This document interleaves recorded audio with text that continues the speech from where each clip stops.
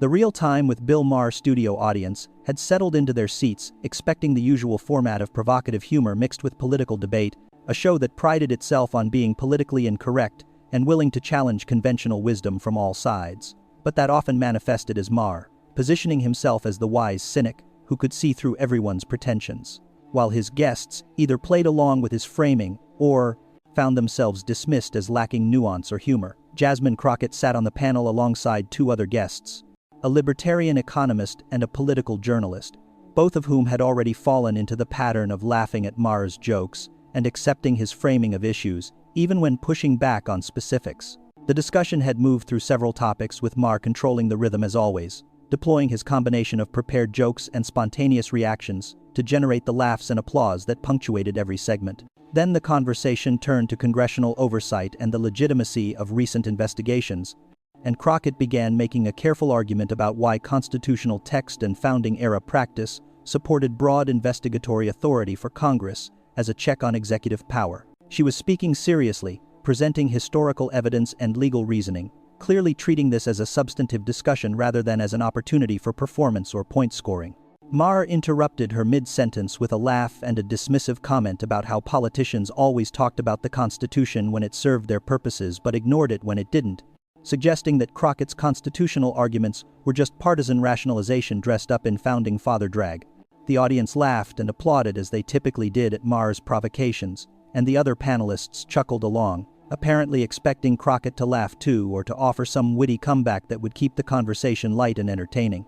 But instead of accepting Maher's framing that serious constitutional argument was itself a form of performance worthy of mockery, Crockett delivered a response so ice-cold in its precision and so devastating in its exposure of the emptiness beneath Maher's cynical posturing that the audience fell into stunned silence, and Maher himself appeared genuinely taken aback for one of the few times in his long career of hosting political discussions. If you want to see the exact moment when shallow cynicism met actual expertise, and when someone refused to let mockery substitute for engagement with substance, subscribe to this channel immediately, because we are going to analyze every element of what happened when Crockett's ice-cold reply revealed that Maher's pose as the wise observer above the fray was itself a performance that collapsed when confronted with someone who actually knew what they were talking about and who refused to pretend that cynicism was wisdom. Maher's interruption and dismissal had been delivered with his characteristic smirk, the facial expression that suggested he was sharing an inside joke with the audience about how ridiculous political discourse had become. He had said something to the effect of, "Oh, come on, you're going to tell me this is really about the Constitution? Politicians only care about the Constitution when they can use it as a weapon. When it doesn't help them, they forget it exists." This line got the expected laugh and applause, and Maher had leaned back in his chair with the satisfied expression of someone who had just landed a good line and successfully reframed the discussion on his terms. Crockett let the laughter die down completely before responding, creating a moment of silence that itself suggested something had shifted.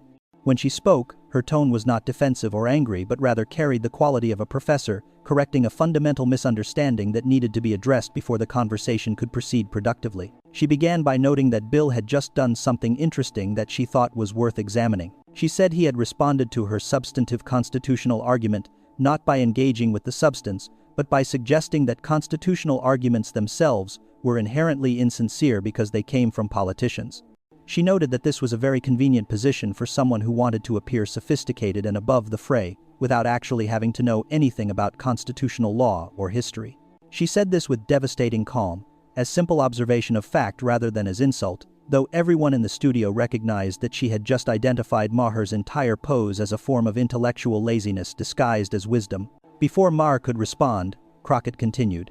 She noted that she had been making specific factual claims about what the Constitution said, what the founders wrote, and what early congressional practice looked like. She said that if Bill disagreed with any of these factual claims, she would be interested to hear his alternative interpretation supported by evidence. However, she continued, simply laughing and suggesting that everyone who invoked constitutional arguments was being insincere was not a response to her argument. It was a way of avoiding engagement with her argument by dismissing the entire category of constitutional reasoning. The studio had gone very quiet.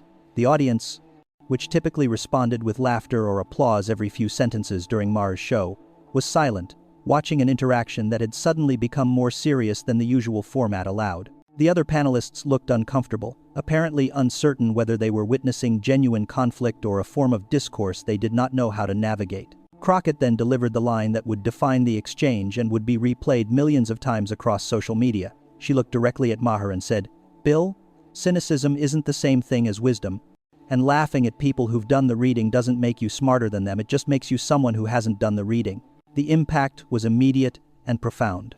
The audience, which had been laughing with Maher moments earlier, made an audible collective gasp that mixed surprise with appreciation for the precision of the hit. Maher's expression shifted from his usual knowing smirk to something closer to genuine shock.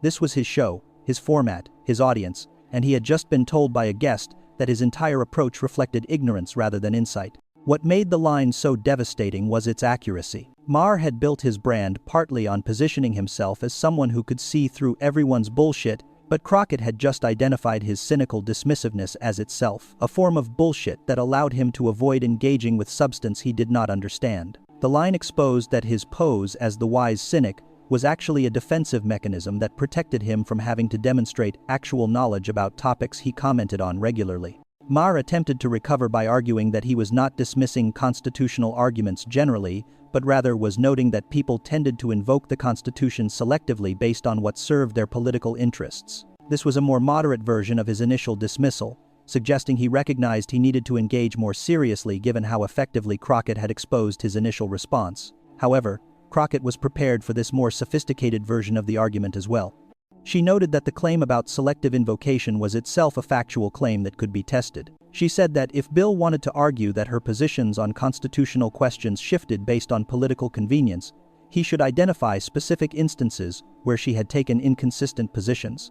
She said she would be happy to defend her record of consistency on constitutional principles and would acknowledge any instances where he could demonstrate genuine inconsistency. However, she continued, making vague assertions about politicians generally being hypocritical was not the same as demonstrating that her specific arguments were wrong or insincere. She then went further, turning the question back on Maher in a way that he clearly had not anticipated. She noted that his show frequently featured discussions of constitutional questions, and she asked whether he had ever actually read the Federalist Papers or studied founding-era history in any systematic way. The directness of this question, essentially asking whether the host of a political show actually knew anything about the constitutional issues he discussed regularly, was startling in its boldness. Maher's response was tellingly evasive. He said something about how you didn't need to have read every founding document to understand general principles of constitutional government, and that common sense and skepticism were often more valuable than academic expertise. This response essentially confirmed what Crockett had suggested, that he had not done the reading but believed his general skepticism was an adequate substitute for actual knowledge. Crockett pounced on this confirmation with devastating effectiveness. She noted that Bill had just acknowledged he had not studied founding-era history systematically, which meant his dismissal of her constitutional arguments was not based on superior knowledge or on identifying errors in her reasoning, but rather was based on a general prejudice against constitutional arguments as a category. She said that this was precisely the kind of lazy thinking that she had identified in her original response, and she suggested it was particularly problematic when it came from someone with a large platform who influenced how millions of people thought about political questions. The other panelists, who had been largely silent during this exchange, now attempted to intervene with comments clearly designed to lower the temperature and return the conversation to the usual witty back and forth that characterized Maher's show. However, Crockett was not finished. She noted that she wanted to complete her original point about congressional oversight authority, and that she hoped this time she would be allowed to present her argument without being interrupted by dismissive laughter. Maher, clearly off balance from the entire exchange, gestured for her to continue. What followed was several minutes of Crockett presenting a comprehensive constitutional analysis of congressional investigatory power, citing specific Federalist Papers, discussing founding-era practice, referencing key Supreme Court precedents, and building a careful argument about why the Constitution's text and structure supported broad congressional authority to investigate executive branch conduct. Throughout this presentation, Maher sat uncharacteristically quiet. He did not interrupt with jokes or skeptical comments. He did not perform his usual reactions for the audience.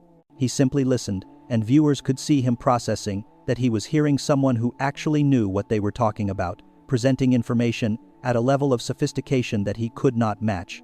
The contrast between his earlier confident dismissiveness and his current passive reception made visible. The dynamic Crockett had identified. His cynicism had been a shield against having to demonstrate knowledge, and once that shield had been removed by her ice-cold response, he had nothing comparable to offer. When Crockett finished her constitutional analysis, the audience applauded, but the quality of the applause was different from the usual Maher show reaction. This was not applause for a good joke or a clever one-liner, but rather was appreciation for sustained substantive argument presented clearly and effectively. Some audience members were visibly uncomfortable, perhaps recognizing that they had been laughing, along with Maher's dismissal of exactly the kind of serious constitutional reasoning that Crockett had just demonstrated was both possible and important. Maher attempted to move the conversation to other topics, but the remainder of the show felt different. His usual confidence and control seemed diminished.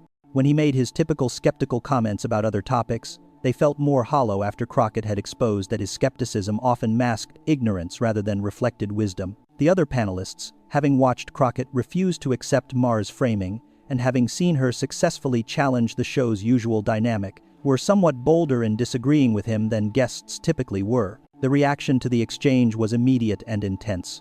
Clips of Crockett's ice-cold response to Maher's laughter went viral within hours, with particular focus on her line about cynicism not being wisdom, and about laughing at people who had done the reading. The line resonated powerfully with audiences who had long been frustrated by pundits and commentators who positioned themselves as wise observers while demonstrating little actual expertise in the topics they discussed. Media critics wrote extensively about the exchange as a case study in different approaches to political discourse. They contrasted Maher's cynical dismissiveness, which treated all political arguments as equally insincere performances, with Crockett's substantive engagement that insisted on distinguishing between good and bad arguments based on evidence and reasoning.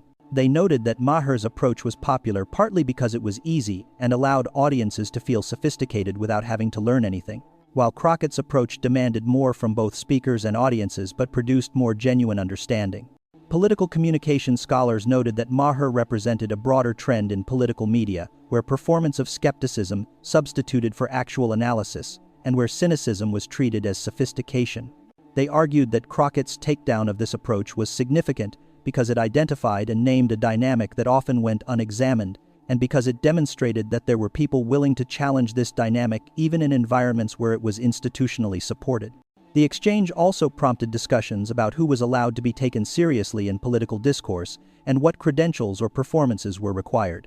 Maher had spent years being treated as a serious political commentator despite having no particular expertise in law, history, or political science, largely because his cynical pose was read as sophisticated. Crockett, despite having actual legal training and demonstrated expertise in constitutional law, had been dismissed with laughter until her ice-cold response made clear that dismissing her reflected Maher's limitations rather than hers. For Maher personally, the exchange represented a rare moment of being genuinely challenged and outclassed on his own show. His entire format was designed to give him control and to allow him to frame discussions on his terms, but Crockett had rejected that framing and had demonstrated superior substance when given the opportunity. Video compilations showing Maher laughing dismissively followed by Crockett's devastating response accumulated millions of views, often with titles suggesting that Maher had been destroyed or schooled or humbled.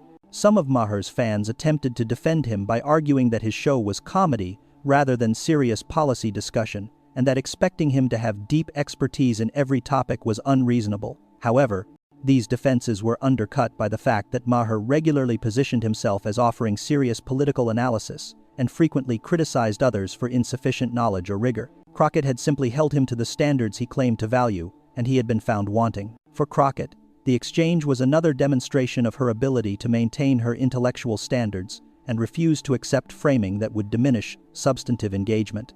She had shown that she could handle not just hostile conservative media but also ostensibly sympathetic liberal platforms that nevertheless treated serious political argument as performance worthy of cynical dismissal.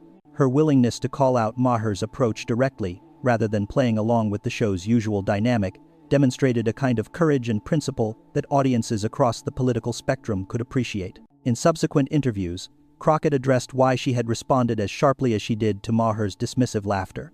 She explained that she had grown tired of watching serious policy discussions get derailed by people who treated cynicism as a substitute for knowledge and who dismissed substantive arguments with jokes rather than engaging with them seriously. She said that Maher's show was influential and reached millions of people, and that allowing his dismissive approach to go unchallenged would have meant accepting that serious constitutional argument was itself somehow ridiculous or insincere. She also noted that the exchange illustrated something important about expertise and authority in American political discourse. People like Maher could accumulate enormous influence in audiences while demonstrating very little actual expertise in the topics they discussed, largely because they performed a kind of knowing cynicism that audiences mistook for wisdom. Meanwhile, people who actually had expertise and who made serious substantive arguments were often dismissed as partisan hacks or as lacking sophistication. She said that changing this dynamic required people with actual knowledge to refuse to accept dismissals and to insist on substantive engagement even when the format or the host tried to prevent it. The phrase, "cynicism isn't wisdom," became widely cited in political and media discussions, used to challenge dismissive approaches that treated all positions as equally flawed or insincere. The line captured a broader frustration, with forms of political commentary that appeared sophisticated, but that actually prevented serious engagement with difficult questions and important distinctions. Years later, when scholars examined the evolution of political discourse in the early 21st century, the Maher exchange was frequently cited as an example of how the pose of cynical detachment that had characterized much political commentary was increasingly challenged by figures who insisted on substantive engagement and who had the knowledge to back up that insistence. The exchange showed that audiences were capable of appreciating serious argument when it was presented effectively, and that the cynical dismissiveness that had long dominated political media was vulnerable to challenge from people who simply refused to accept its premises. So if this examination of how ice-cold precision can expose the emptiness of performative cynicism and how refusing to accept mockery as a substitute for engagement can transform the quality of political discourse has shown you why we must demand substance over style, and why cynicism that masks ignorance deserves to be called out rather than celebrated. Subscribe to this channel for continued analysis of moments when serious expertise challenges shallow commentary and when the determination to engage substantively proves more powerful than any amount of knowing laughter designed to prevent such engagement.